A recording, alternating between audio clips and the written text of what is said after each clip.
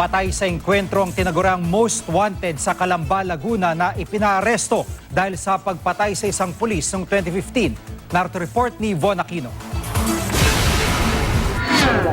Nauwi sa engkwentro ang pagsisilbi ng arrest warrant sa most wanted ng Calamba City, Laguna na si Rosano Lirio alias Totoy pasado alas 10 kagabi.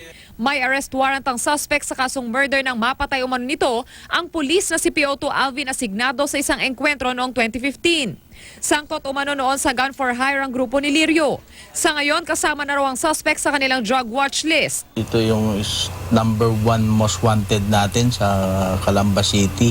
Ito nga ay nakasugat ng 2 pulis na ospital yung 2 pulis natin. Namatay itong si Pioto asignado. Kagabi nagpaputok daw ang suspect nang papalapit ang mga pulis sa kanyang safe house.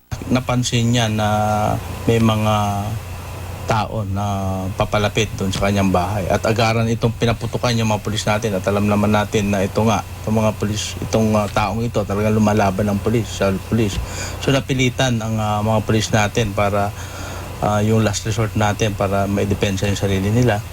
Dead on the spot ang suspect na humandusay sa bungad ng kanyang bahay. Nakuha sa suspect ang isang caliber 45 at isang paltik. Sa loob ng bahay, natagpuan ang ilang drug paraphernalia at isang pinipinturahang motorsiklo na pinaniniwala ang carnap. Patuloy naman ang pagtugis sa iba pang kasamahan ni Lirio. Von Aquino, GMA News.